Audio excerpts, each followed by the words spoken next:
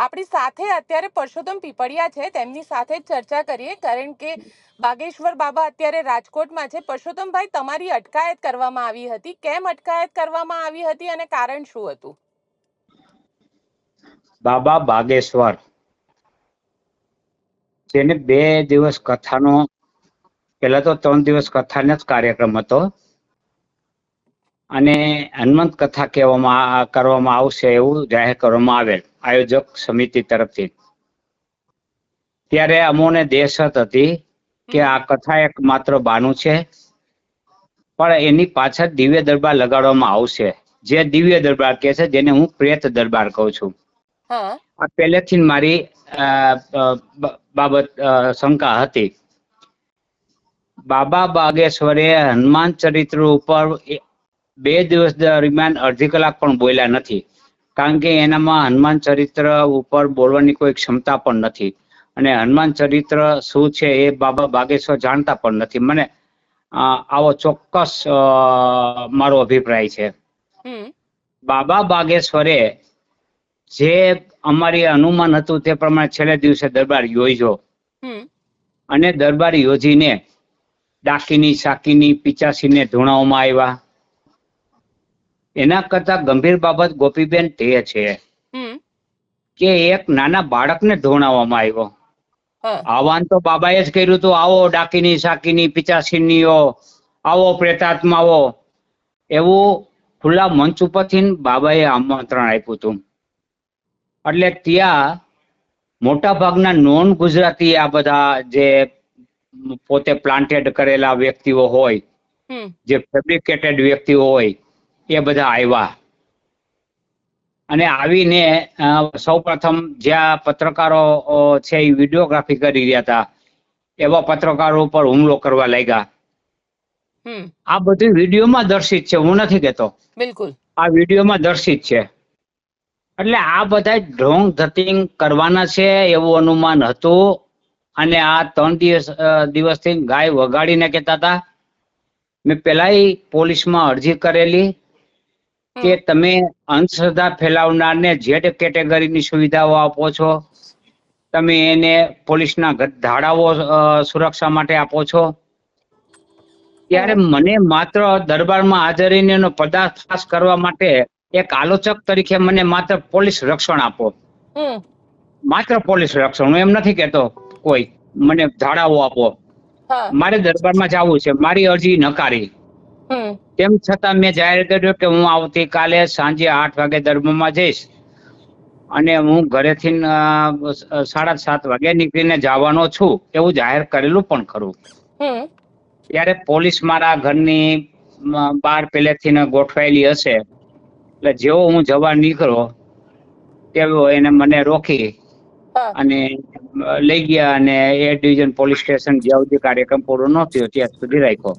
અચ્છા પરસોત્તમભાઈ, પણ જે રીતે ત્યાં આગળ ગઈકાલે લોકો ધૂણી રહ્યા હતા અને સૌથી મહત્વની વાત તો એ છે કે ત્યાં આગળ માયાભાઈ અને કીર્તિદાન ગઢવી પણ પહોંચેલા હતા, આને લઈને શું કહેશો? મેં એ જ કીધું કે માયાભાઈ કે કીર્તિદાનભાઈ ગઢવી હોય તે એમના બિઝનેસ પ્રમોશન માટે ગયા હોય, આપણે એને આસ્થા સાથે ગયા છે કે એની પર શ્રદ્ધા હતી એવું ગયા છે, એ જ જવાબ આપી શકશે. પણ શક્ય છે કે એમના આસ્થામાં પ્રેરાઈને ગયા હોય કે પોતાના બિઝનેસ પ્રમોશન માટે ગયા હોય. એટલે બિઝનેસ પ્રમોશન માટે જવાનો એમને અધિકાર છે, પણ જ્યાં સુધી આવા કાર્યક્રમો હોય તેમાં બિઝનેસ પ્રમોશન માટે જઈને મારી દ્રષ્ટિએ લોકો પર વિપરીત અસર થાય તેવું ન કરવું જોઈએ. પણ પરસોત્તમભાઈ, જે રીતે ત્યાં આગળ પેલા બહેનો ધૂણી રહ્યા હતા એને લઈને આપ શું કહેશો? કારણ કે ક્યાંક હુમલો પણ એમના દ્વારા કરવામાં આવ્યો. જે બહેનો ધૂણી રહ્યા હતા એમાં મોટા ભાગના બહેનો જે ગુજરાત બહારના હતા એ આ વિડીયો ઉપરથી આપને જોવા મળશે. આ બહેનો છે એ પ્લાન્ટેડ હતા એવું સ્પષ્ટ અનુમાન થઈ શકે છે. આ બહેનો છે એને ફેબ્રિકેટેડ રીતે એક સૂચના અનુસાર એને કાર્ય કર્યું છે. એટલે મારે બહેનોનો વાંક કાઢવો, એના કરતા એને જેને ધૂણાવ્યા એ જવાબદાર છે. એટલે આવા જવાબદારો ઉપર પગલા લેવા જોઈએ. બેનો તો ઠીક છે, એ પોતાના કોઈ પણ હેતુસર આવ્યા હોય તો એને હું દોષિત નથી ગણતો. એટલે એને ડાકીની સાકીની પિચાસીની તરીકે ધૂણાવવા એ છે, એ મોટું પાપ છે. તમે શું કહેશો? આ તમને ધતિંગ લાગી રહ્યા છે?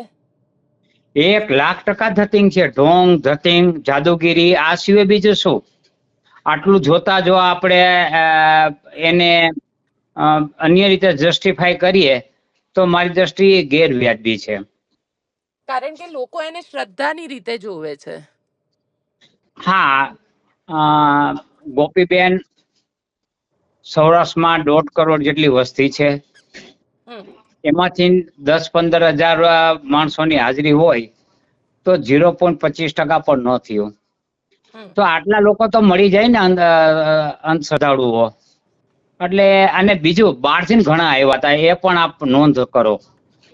મોટા ભાગનું પબ્લિક છે એ બહારનું હતું, બિન ગુજરાતી હતું. એટલે ત્યાં જ્યાં પોતાના ત્યાં આવતા હોય શ્રદ્ધાળુઓને કીધું હોય કે આ તારીખે દરબાર છે, તમે ત્યાં આવજો, એટલે એમ પણ લોકો આવ્યા હોય. એટલે બધા શ્રદ્ધાળુઓ, કેટલાક શ્રદ્ધાળુઓ હતા, કેટલાક અનશ્રદ્ધાળુઓ હતા, કેટલાક છે એ પ્લાન્ટેડ હતા. એટલે આ બધાનો સમૂહ હતો. એટલે આમાં કોઈ બધા શ્રદ્ધાળુ છે એવું માનવાનું કોઈ કારણ નથી. આવા બાબાઓ જે ધતિંગ કરે છે અને જે રીતની અત્યારે, કારણ કે આપણે તો આશારામ બી જોયા અને આશારામ થી લઈને આ બાગેશ્વર બાબા સુધી, આપનું શું કહેવું છે કે આના ઉપર સ્ટ્રિક્ટ એક્શન થવા જોઈએ? જો બેન બાબાઓના નામ ગણો તો આપણે થાકી જશું એટલા બાબા છે. નિર્મલ બાબા હતા, એ ચટણી ખાવ ને મીઠું ખાવ ને ગાજર ખાવ ને ભીંડો ખાવ કઈ કહીને લોકોને લૂંટીને કરોડપતિ બની ગયો, પછી ક્યાં છે એ ખબર નથી. આવો જ રામ રહીમ બાબુ હતો, અત્યારે જેલમાં છે. આવો જ દક્ષિણનો એક બાબુ હતો, એ કૌભાંડ કરીને વિદેશ ભાગી ગયો, ટાપુ લઈને, ટાપુ ઉપર ખરીદીને. આવો જ આસારામ બાપુ હતો, આવો જ એનો દીકરો હરામખોર નીકળો. આ બધા આવા બાબાઓની તો તમે હું લાઈન તો ગણાવી દઉં. અને આ બધા જ બાબાઓના કાર્યક્રમમાં રાજકીય હસ્તીઓની હાજરી હોય છે. એટલે રાજકીય હસ્તીઓની હાજરી હોય ત્યારે પ્રજા ભરમાય. આવા બધા બાબાઓના કાર્યક્રમમાં સેલિબ્રિટીઓની હાજરી હોય છે, કલાકારોની હાજરી હોય છે, ફિલ્મકારોની હાજરી હોય છે, ઉદ્યોગપતિઓની હાજરી હોય છે, સમાજ શ્રેષ્ઠીઓની હાજરી હોય છે. એનાથી નાના લોકો ભરમાય છે. એટલે જે કઈ સલાહ આપવાની છે એ આવા લોકોને આપવાની છે કે આમાં જવું ન જોઈએ. અને તમારી આબરૂ ઉપર વિપરીત અસર થાય, તમારી શાખ ઉપર વિપરીત અસર થાય તેવું ન કરવું જોઈએ. બિલકુલ પરસોત્તમભાઈ, અમારી સાથે જોડાયા એના માટે આપનો ખૂબ ખૂબ આભાર. આભાર ગોપીબેન.